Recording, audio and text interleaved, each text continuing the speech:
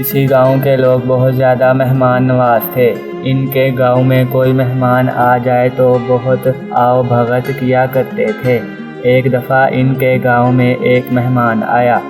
گاؤں والوں نے اس کے آگے طرح طرح کے کھانے دسترخوان پر چن دیے، ساتھ ہی ایک بڑا سا ڈنڈا رکھ دیا۔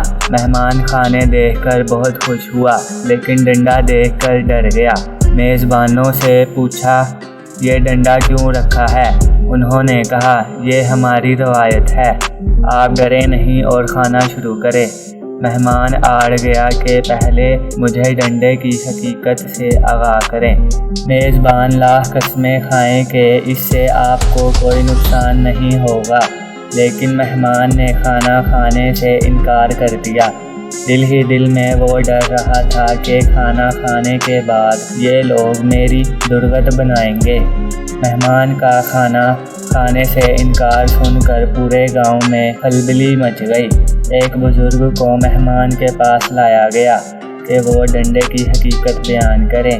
بزرگ ڈنڈا دیکھ کر غصے ہوئے اور کہا، اتنا لمبا ڈنڈا نہیں رکھتے، اسے 3 فٹ کم کرو۔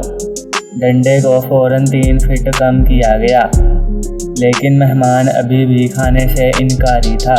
وجہ ڈنڈے کی اب بھی لمبائی 5 فٹ تھی۔ ایک اور بزرگ جن کی عمر 90 برس ہوگی، ان کو لایا گیا۔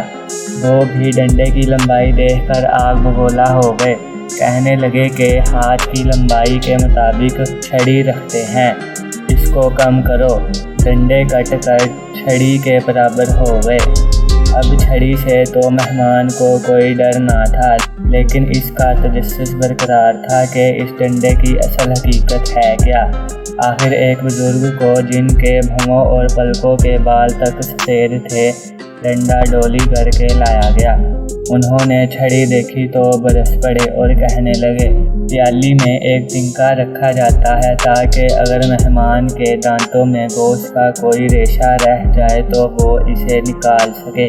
ڈنڈے کی حقیقت جان کر مہمان نے سکون کا سانس لیا، پیٹ بھر کر کھانا کھایا اور گاؤں والوں کا شکریہ ادا کر کے اپنی راہ ہو لیا۔